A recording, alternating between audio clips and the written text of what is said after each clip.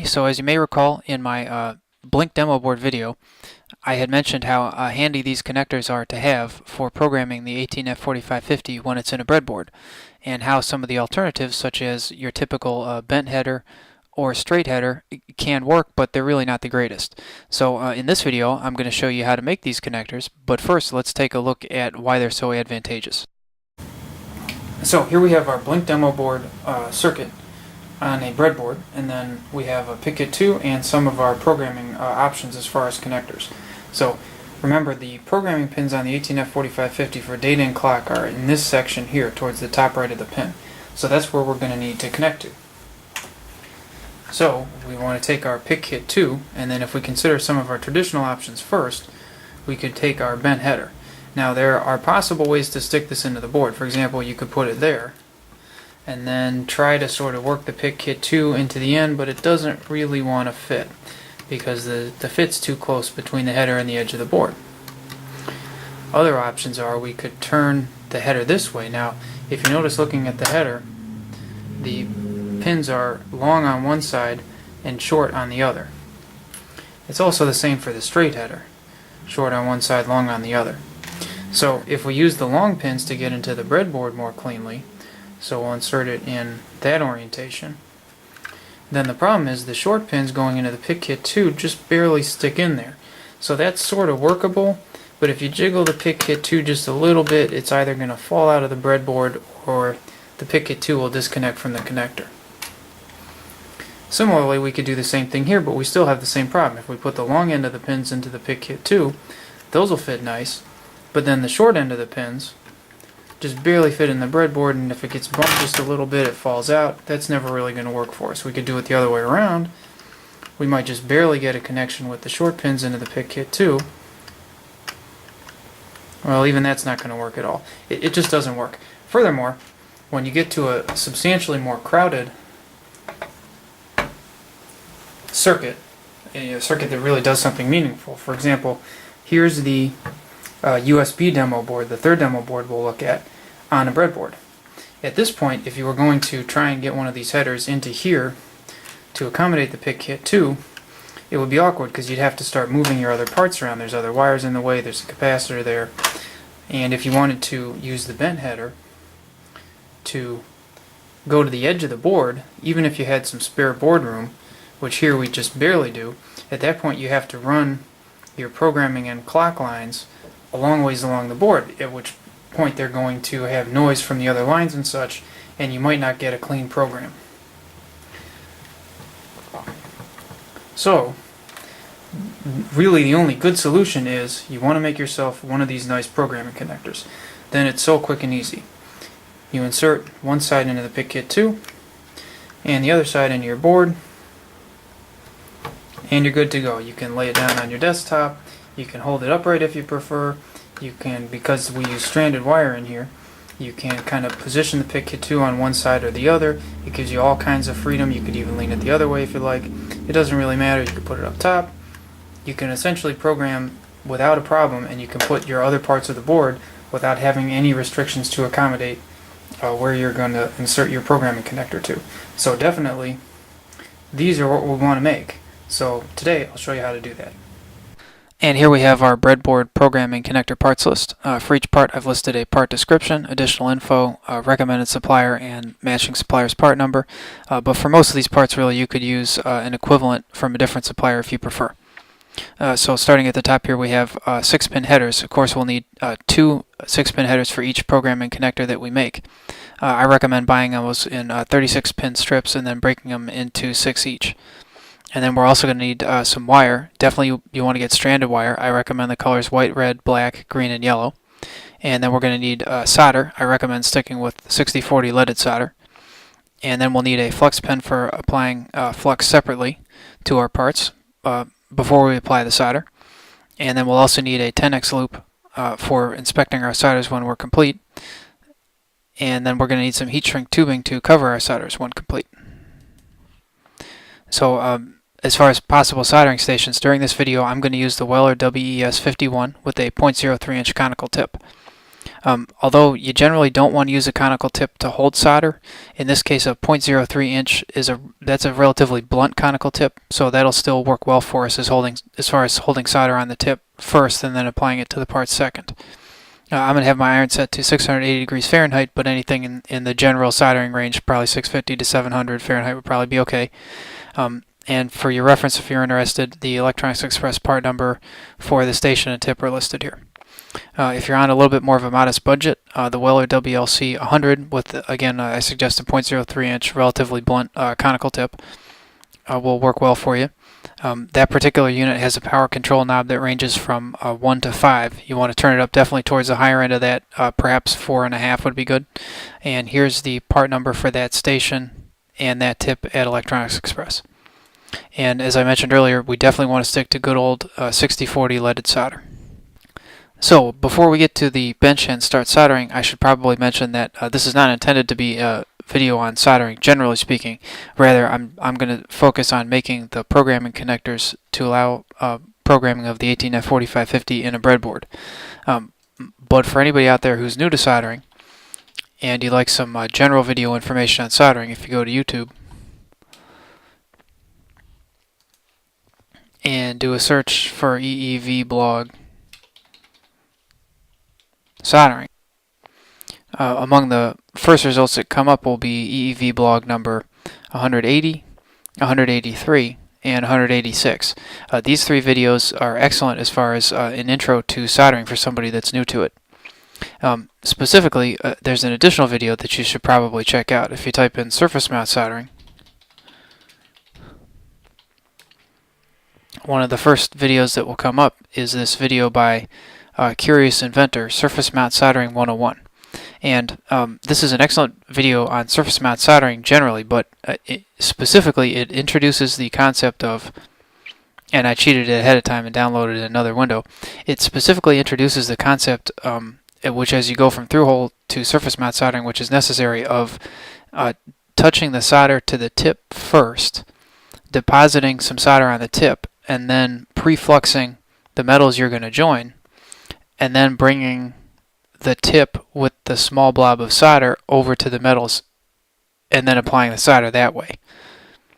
In the case of surface mount soldering, this is often necessary because the parts are so small that you couldn't really use the tip to individually heat the parts first and then apply the solder to the parts. In our case, we're going to need to employ a similar technique for the reason that with these 6-pin headers,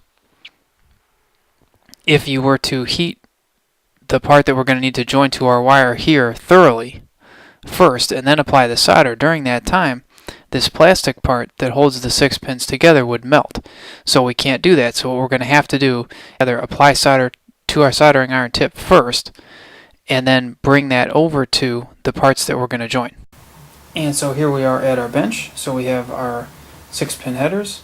We have a small piece of solid core wire, which is going to be helpful to rest the 6-pin headers on while we're soldering, just to hold these up a little bit. I'll get to that in a moment. And then we have our 5 pieces of stranded wire, where we've stripped off just a little bit of insulation on each side. I prefer to make them about 3 inches. Maybe I might have made these slightly longer, like 3¼ inches would be good.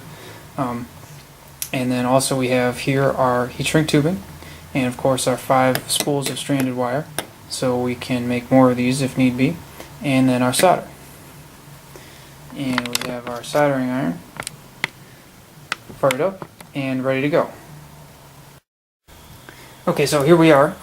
What we've done here is we've used the solid core wire to prop up one end of the 6-pin header, the short end that we're going to be soldering on. You could use anything other than solid core wire. If you prefer anything you have sitting on your bench, just whatever will hold it up nice. And one of the things I forgot to mention in the previous shot is we definitely want to use our flux pen here. As soon as we apply solder to the tip of our soldering iron, the flux in the solder will immediately boil off. So the only flux that's going to be here for us to help our soldering process will be what we apply with this pen. So we're going to want to thoroughly flux pen the pin that we're about to solder, and it's going to want to drool off there, so try and get it on as best you can. And then we also we want to thoroughly flux the wire that we're about to solder to that. I'm going to do one last check and make sure we're in focus here before I start soldering. Okay, that looks good. So this probably isn't visible off camera, but I'm going to apply a little bit of solder to the tip of the iron. And again, this is a relatively blunt tip, so the solder should hold on the tip relatively well. Now we're going to hold the wire onto the pin, and this is the part that's difficult. You have to transfer just enough heat to get the solder to flow, but not enough to melt the plastic. You should hear the flux boil off as you do so. I'm not sure if that'll be audible on camera or not.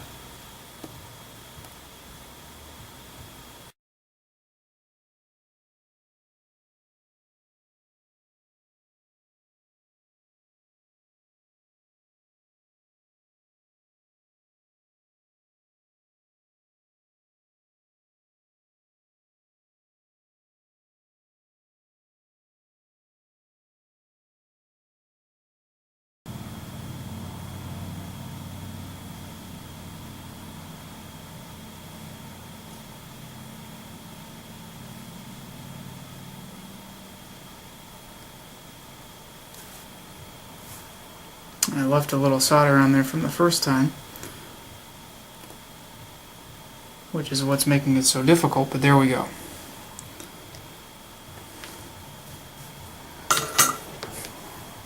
Now again, doing it this way, you're going to get a semi-cold joint. So let's see if I can zoom in on that.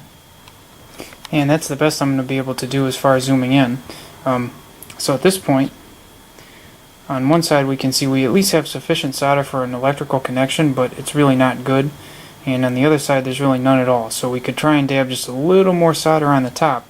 Now you got to be careful not to heat it so much as to loosen the connection that you've already made. Put just a little more solder on our tip. See if we can hold it all together.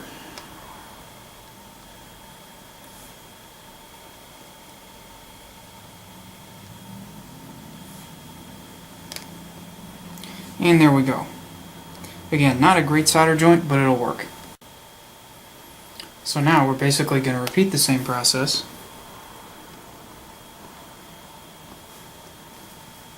Flux pen first, always. Then thoroughly flux the wire.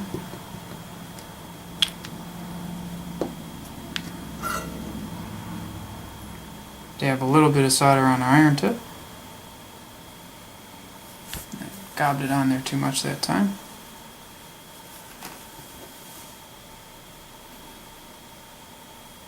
And apply our solder.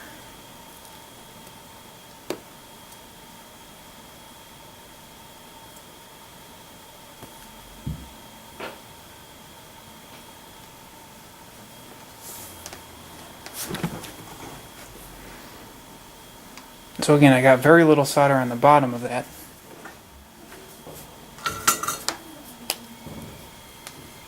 So let's reflux.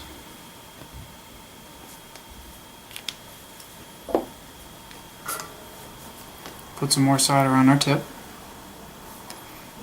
And get some solder on the other side.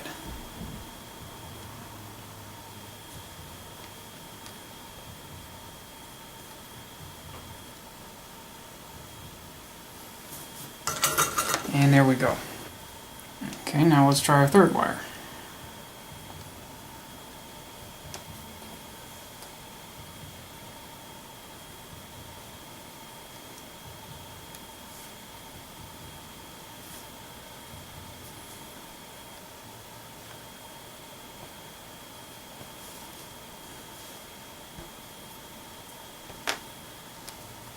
Flux the pin, flux the wire,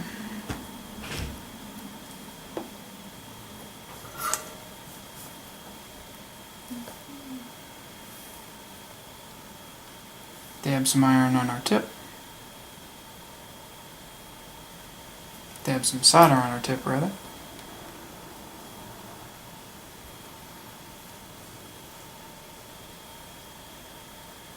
and see if we can get it just right for a third time.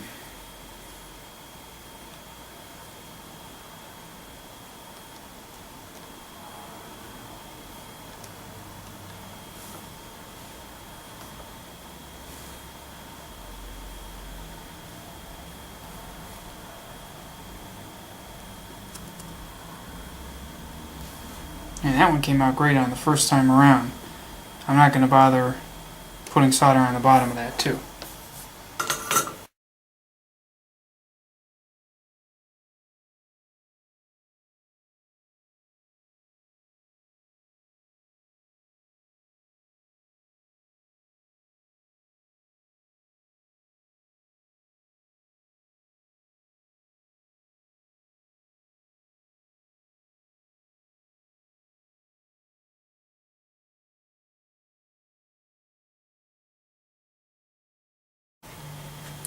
Okay, so in a moment we'll put the heat shrink tubing on the connector that we just started and then do the other half of our solders. But before we do that, I'd like to show you why you can't do this the traditional way of heating the base metals and then feeding the solder into the heated base metals. Here I've got some helping hands to hold up the wire we're joining to the connector. So if I go to heat here first, and then feed the solder into that, look what happens. I didn't even get it on there clean.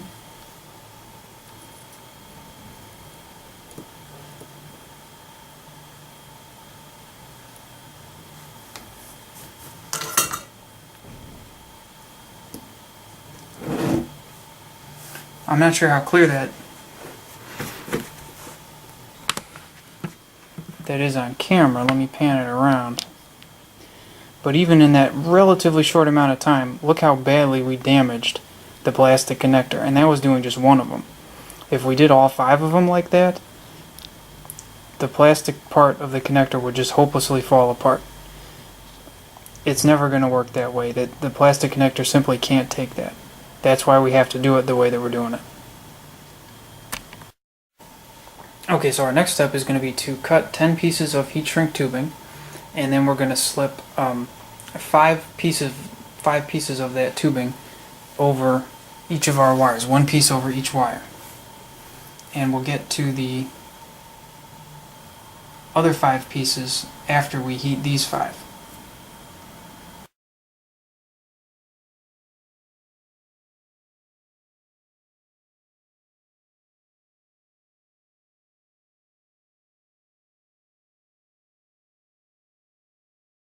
So now we've placed our 5 pieces of heat shrink tubing, 1 on each wire, and we've left the other 5 on the bench for the moment. So let's go ahead and heat that up with our heat gun.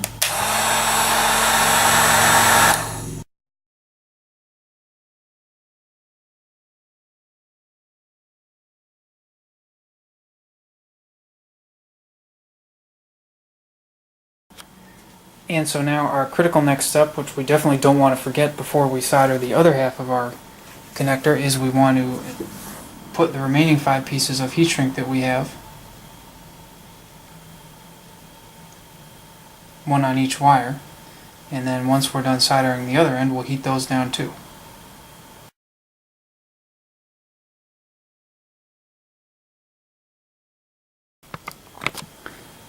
So now at this point we're ready to solder the other 6-pin header on, and I'm not going to repeat this on camera since it's basically the same process as the first one that we did. And so here we are after our second 5 solders. Let's go ahead and zoom in on those. So again, because we have to be so careful not to overheat the plastic, another zoom in adjustment here. These are going to be semi-cold solders. There's really nothing you can do about it. You're not looking for something that's perfect here. You're not going to get a medical grade or aviation grade solder here, but hopefully you'll at least get something that reliably will hold, and that'll really be good enough for our purposes. Another thing you might notice is that even with only applying heat to these connectors for a moment, some of these might loosen up. For example, look at the pin for this yellow one. It's already sliding. And I only heated these for a moment.